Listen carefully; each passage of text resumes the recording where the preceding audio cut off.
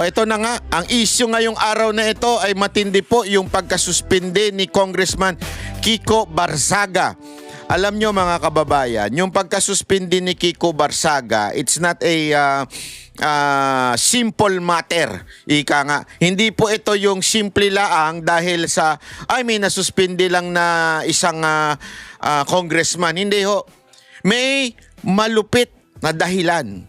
Meron pong malupit na dahilan kung bakit sinuspinde si Congressman Kiko Barzaga. At yan ang aking ibubulgar ngayong araw na to. Yun.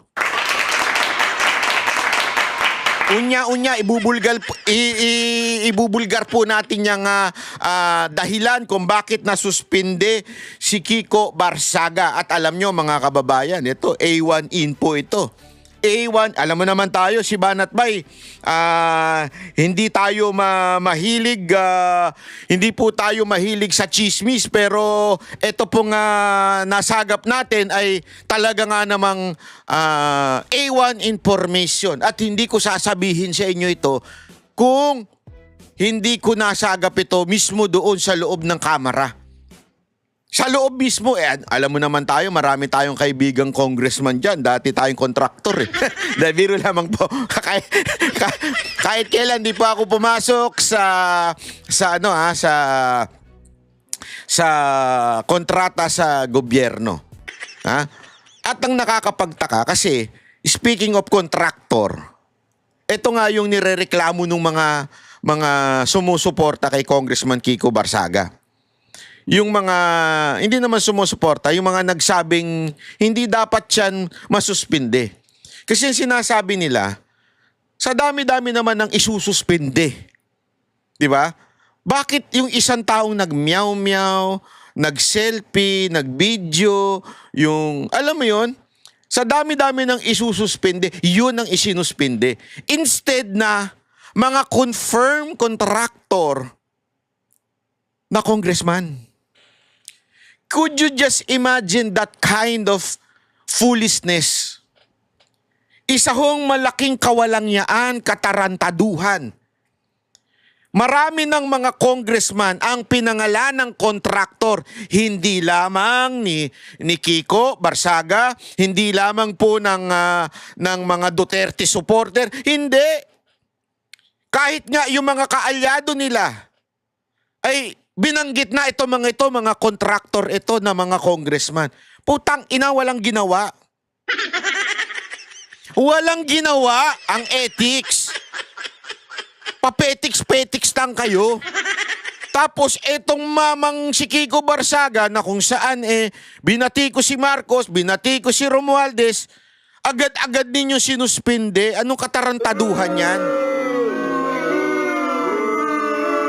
Ako mga kababayan, alam nyo, kilala nyo ako. Pag tama, pinapalakpakan ko. Pag mali, binabanatan ko. As a matter of fact, there was one time na medyo binatikos ko si Congressman Kiko Barzaga dahil meron akong nakitang maaari niyang i-improve as a congressman. At siya'y nakinig. Maganda ang naging naidulot nito. 'Di ba? Maganda ho yung iba sa inyo nagalit, ba't ko daw pinuna? Hindi ko kasi tayo ganun eh. Ang Banateros, o lalong-lalo na si Banat Bay, hindi po yung ganun na pagka sisip-sip lang dahil pareho kayo ng political agenda. Hindi. Pag tama ako, palakpakan. Pag mali, banatan, kahit pa kaalyado ko, kahit pa kakulay ko, kahit pa kaamoy ko. Di ba? Ganun si Banat Bay. Kasi prangka ko eh. Walang nagbabayad sa akin. Walang nagsusustento sa akin, kayo lang mga viewers ko. Kaya hindi ako takot na bumatikos ng kahit sino man na sa tingin ko nagkakamali. At there was one time na batikos ko si Congressman Kiko ng maayos. At nakita ko naman na nag-improve din siya at gumanda ang kanyang lalong yapak. Di ba? Pero ito, malaking katarantaduhan ito. Malaking katarantaduhan na isuspendihin mo ng 60 days dahil lang sa ganun. Pwede mo namang i-reprimand eh. Pwede mo sabihin na, oy, Kiko, medyo itong part na to, isablay na ito. Kasi ang pinupuna nila, it's not just yung batikos, pati daw yung pag-post ng may babae or something, at saka, which is noon pa yun, ha? Hindi pa siya congressman noon. At saka yung, ano ba ito, may hawak na pera, na hindi pa rin siya congressman noon time na yun, yung tatay niya. 'Di ba? Tatay niya ba yung lolo niya? Nakalimutan ko na. Tatay niya ata, yun. 'Di ba? So ano ibig ko lang sabihin? Yun ay mga maliliit na bagay. Siguro it's a small, hindi ko sinasabing tama yun ha. Sinasabi ko maybe it's a small mistake na hindi naman apektado ang kalalagayan ng bansa. Hindi naman nauubos ang pera ng taong bayan. Hindi mauubos yung tax dahil lang doon sa pag-post niyang yun. Eto mga putang inang congressman na ito na contractor, yan ubos ang pera natin. Yan po ang umuubos ng pera natin. Bakit? Kaya nga sila contractor eh. Gumigit na sila eh. Kumukonyat sila, paldong-paldo sila doon sa pera eh. Dahil pag sila nagpasok, sila kikita, tang ina congressman ka, kumita ka sa gobyerno. Anong kagaguhan yon? Tapos yung ethics complaints, nga, petiks lang. Pupuruan ko kayo ngayon, kayong ethics complaint, kayo, lalo ka na Abalos. Mag-antay ka dyan. Kung nanonood ka, Abalos, mag-antay ka dyan. Meron ako sa'yo sasabing malupit, baka wag ka sanang pikon. Hindi, alam nyo kasi, yan yung isang bagay. Sabi ko nga sa inyo hindi ko naman close. Hindi ko pa nakakausap ng personal yan si Kiko. Pero mali talaga yung ginawa nyo. Mali talaga eh. Maling-mali. Kalokohan, kagaguhan. O panoorin natin ito nang malaman pa po natin tong balitan to. 60 araw sinuspinde si Cavite 4th District Representative Kiko Barzaga dahil sa kanyang kontrobersyal na social media post. Inutusan din si Barzaga ng Kamara na burahin ang mga naturang post sa loob ng 24 oras. Ang sagot ni Barzaga sa kanyang suspensyon sa unang balita ni Darlene Kai. Kayo po na nakaupo, subukan nyo namang tumayo. At baka mamyaw-meow-meow. Good afternoon. Good afternoon, Kiko. Kumusta na yung kaso ni Tito Romualdez? Hindi ako pwede maging congressman, ano? Hindi talaga, ayoko. Ako, itinutulak ko sila Boss Dada na ayusin yung party list. Sila Boss Dada, si Coach Oli, yung mga formal yan. Pero ako, hindi ako talaga. Ayoko talaga. Magsasayaw lang ako dyan. Suspendido ka agad ako. Mo. Oh, ayaw sumagot. Ayaw sumagot, natatakot. Ay! Oh, yung babae na yun ang bastos. Yun ang bastos yung babae na yun. Yun dapat ang suspindihin. Kung ako yun, do not touch my cellphone. Hinawakan yung cellphone, di naman kanya. Ano yun? Snatcher? Snatcher ka, madam?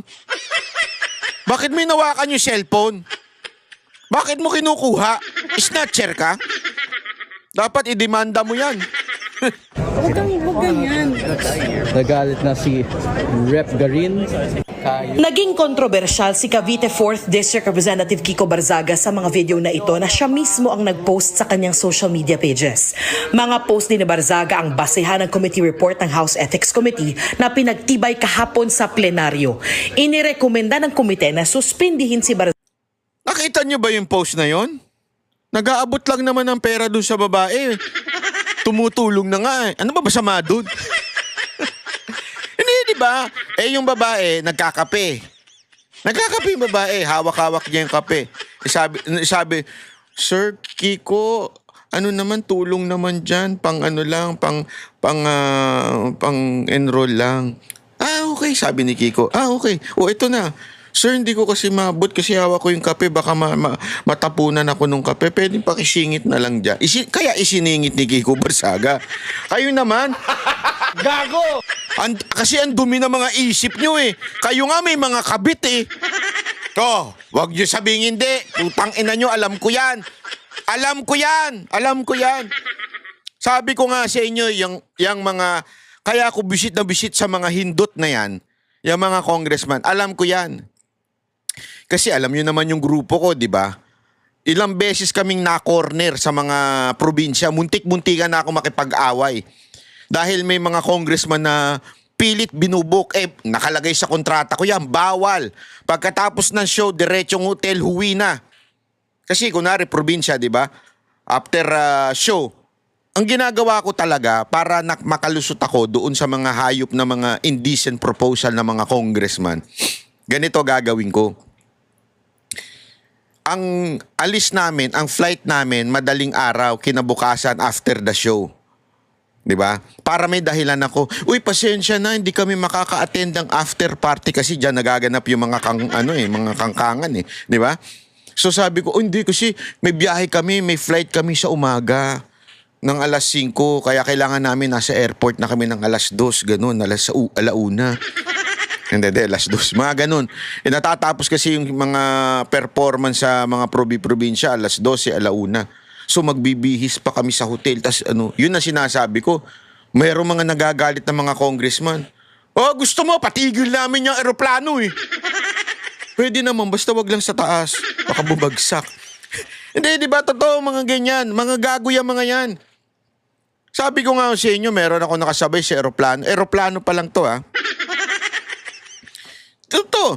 Ang tingin doon sa Mocha Girl, syempre, yung mga blondie-blondie, tsaka mga petit, mga mukhang mga Haponesa yung Mocha Girls. Pag tingin talaga, naku, di ko na sasabihin, dalawang congressman yon. Kilala ko yun, maingay yun. Putang inang yun. Ang ingay-ingay nun. Sabi ba naman, tinawag niya yung kanyang security. Abot mo itong card ko, ha. Sabihan mo yung manager. Kontakin ako. Pagdating nila sa hotel, ako nang bahala sa kanya, sabi. Oo! Ganyan ka mga, tapos yung mga ganito-ganito lang, anuhin nyo? Ay, buti, tangina, tinabla ko eh. Sabi ko doon sa pakisoli yung card. Mayroon din akong card, Mastercard, Visa card, JCB, lahat ng card na gusto mo. Bigay ko pa dyan sa congressman. Ang kapal ng muka. Oo. Ang daming ganyan. At alam ko may mga kabit pa yan. Napakaraming niyan, yung binabahay. O yung mga misis ng congressman dyan, makinig kayo. Tuturuan ko kayo, ha? O yung mga misis ng congressman, makinig kayo. Alam nyo kung paano sila nagkakaroon ng kabit? Mga scholar? Kunwari may scholarship program yan, pero ang totoong scholarship program yan, yung mga kinukuha nila sa KTV, JTV, kinukuha nila yan, tapos binabahay na nila yan, tapos may sustento, tapos nakakondo yan. Punta kayo dyan sa Pasay, marami dyan. Nakakondo.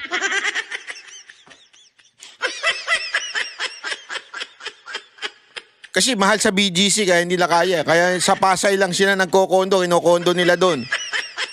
Para pagka-uwi nila galing probinsya, pupunta sila, nandun na, nakakondo na. Tapos pinababantayan pa yan sa security, bawal sila lumabas. Sakal na, nagre-reklamo na nga sa akin yung iba. Sabi nila, Banat Bay, ikaw na lang magpaaral sa amin kasi sakal na sakal kami dito sa mga congressman.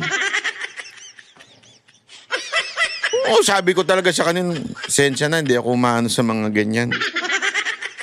Pagpe-pray ko na lang kayo. Hindi, totoo. Sinasabi ko talaga yung pasensya na. Wala akong pera, sapat lang sa akin to. Huwag kayong dyan. Oo, hindi, ba't ko sinasabi to? Totoo yan, ha? Hindi. Yung mga kwentong iba, dagdag na lang. Pero yung mga kabit, talagang napakarami niyan. Tapos magagalit kayo sa mga ganito lang ni Barsaga. Zaga dahil sa ilang social media post niya na umano'y malaswa, nakababasto sa ibang opisyal ng gobyerno at nagsusulong ng pagkakawatak-watak. 249 ang bumoto pabor, 5 ang hindi, 11 ang nag-abstain. Dahil dito, 6 na pong araw suspendido si Barzaga dahil sa umano'y disorderly conduct o asal na hindi katanggap-tanggap para sa isang miyembro ng House of Representatives. Tama! Yung asal naman talaga ni Barsaga, hindi katanggap-tanggap dyan eh. Pag puro kayo magnanakaw, pag merong honest, hindi talaga katanggap-tanggap yan. Ganyan sa eskwelahan di ba? Outcast ka pagka honest ka. Ay, wag tayong maglokohan. Pag hindi ka naki-join dun sa mga nagkokopyahan, outcast ka, ibubuli ka. Ikaw pang parang masama.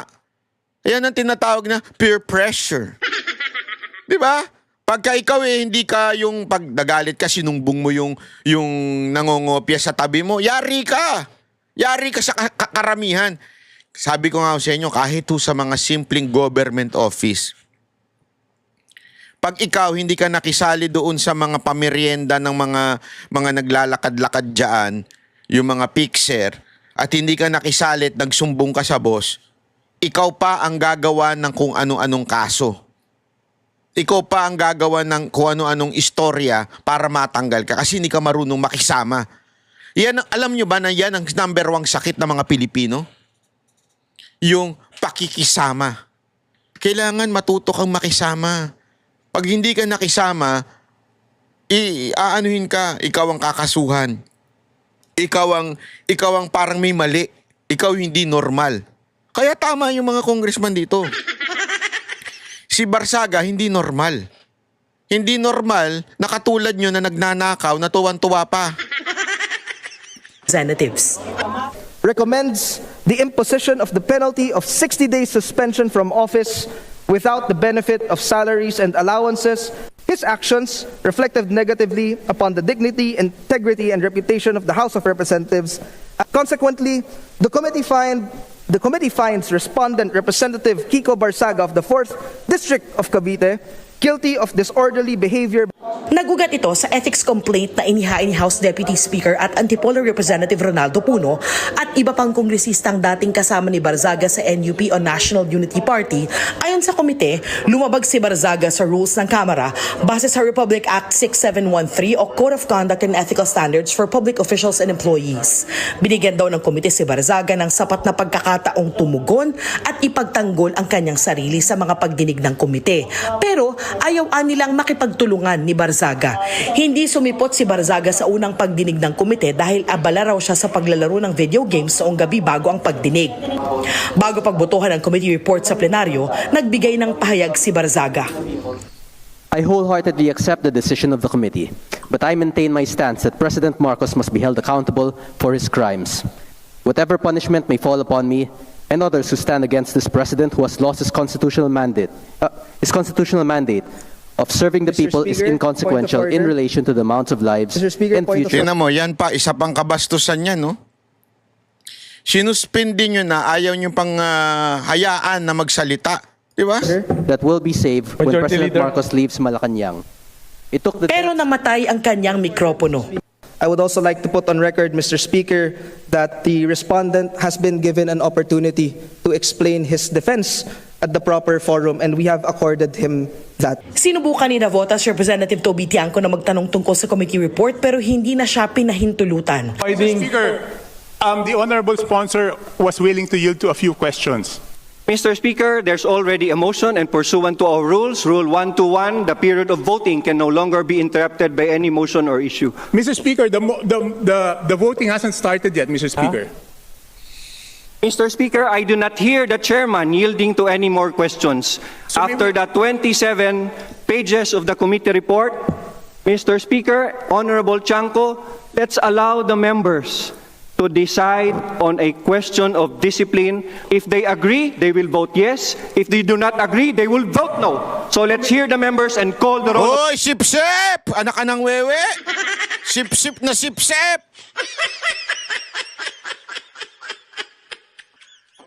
Ako kasi may nabalitaan. Alam mo naman dyan sa Kamara, bawat boto may presyo. Bawat boto may presyo. Ang tanong ko sa'yo, ikaw na sip-sip. Ako, nagtatanong lang Magkano, sir? Yung totoo, magkano? Ako, nagtatanong lang Magkano ba ang pagboto ng yes? Question lang. Maging honest naman tayo paminsan-minsan. Kasi balita ko yan Ewan ko kung Pero yan ang nadidinig ko Merong bulong-bulungan dyan Minadali nyo daw yan. Sobrang, sabi nga nila, urgent motion daw. Urgent daw talaga yan. Kailangan pagbotohan na para lumabas ang pondo. Magkano ang pagboto ng yes? Pakisagot nga ako, sir. Members. Pagkatapos ng botohan, ipinaliwanag ng ilang kongresistang bumoto ng hindi pabor sa committee report ang kanilang boto. Ang boto ko ay no, hindi dahil perpekto si Congressman Barzaga, pero dahil questionable para sa akin na minadali natin itong desisyon. Hapon lang natin nakuha ang committee report na ito. Hindi po sa pamamagitan ng aksyong ginawa natin kay Representative Barzaga mababawi ang kredibilidad ng ating institusyon. Yawn. What we need is to bring the public's trust. Tama ka dyan, ha? Minsan kasi mali din ito, pero ngayon tama ka dyan. Hindi kasi minsan totoo, etong batang to, bagong congressman to eh. Minsan yung kanyang bitaw, wala sa hulog. Sa totoo lang, ha? Wala sa hulog yung minsan niyang bitaw. Para sa akin. Pero this time, tama yung, yung banat mo. Back in this house and this Pero gusto ko ito, yung sa kanyang pinaglalaban, yung napaka-importante nun eh. Sa mga manggagawa kung saan yung dapat walang provincial rate. Dapat simulan na. Kung gusto ninyong maayos ang trapiko, kung gusto ninyong maayos ang lahat dito sa Maynila Metro, wala sobra na tayo eh. Oh, sobra-sobra na dami natin dito sa Metro Manila eh. Kaya dapat na talagang tanggalin na yung provincial rate eh. Ito yung pinaglalaban tong maman to eh. Kasi sabi nga ito yung Cavite, halimbawa lang o yung Bulacan, tumapak ka lang kabila, iba na presyo ng pagtatrabaho doon. At ang dahilan talaga, karamihan ng mga naggagaling Cavite, Antipolo, Bulacan, Laguna, pumupunta pa sa Metro Manila para magtrabaho dahil doon sa mas mataas ang basic, yung minimum wage dito sa Metro Manila. Kung sa totoo lang, kung sila ay pareho lang ang basic salary o basic o yung minimum wage sa probinsya, I don't think pupunta pa ng Metro Manila yung mga yan para magtrabaho. Kasi napakahirap ng mag-commute papunta ng Metro Manila. 'Di ba? Yan ang problema. At yun yung pinaglalaban tong maman to. Diyan, sa parte na yan, saludo ko dyan. Firmly believe that this move will not help us to move in that direction. Yan. Habang suspendido, walang sweldo allowance si Barzaga. Patuloy namin kinukunan ng pahayagang sinuspending kongresista. Bukod sa 60-day suspension, binalaan din si Barzaga na ang pag-ulit sa kaparehong asal ay magreresulta sa mas matinding parusa. Inutusan din siya ng komite na burahin ang mga inireklamong social media posts sa loob ng 24 oras. Ito ang unang balita. Darlene Kai para sa GMA Integrated News. Ayan, o. Kami ang boses ng masa, hindi natatakot. Katotohanan lang, di kami nalulunod. Walang bahid ng sismis, lahat ay totoo. Kahit sino ka pa, pag mali ka babanatan ka. Walang pinipili kulay, wala kaming kinikilingan. Basta para sa bayan, kami lalaban. Pag tama palapakan, pag mali banatan. Di matitinag, di matatakot, para sa bayan tuloy ang sigaw. Sa harap ng kamera, walang halong takot. Mga baluktot, lahat kayo'y tutumba. Ang hustisya at totoo, yun lang ang mahalaga. Kahit sinong harang, di kami matitinag. Walang pinipiling kulay, wala kaming kinikilingan. Basta para sa bayan, kami lalaban. Pag tama palapakan, pag mali banatan. Di matitinag, di matatakot, para sa bayan tuloy ang sigaw. Kung nasa tama ka, ikaw ay aming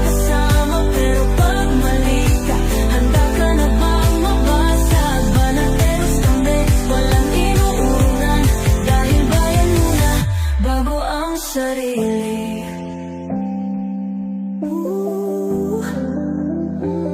Bago ang sarili.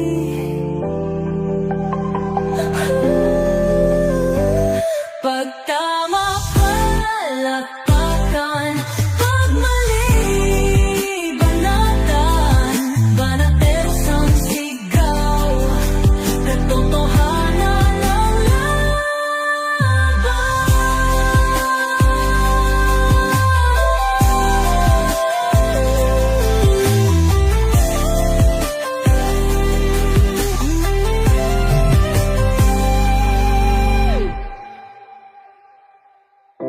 Sa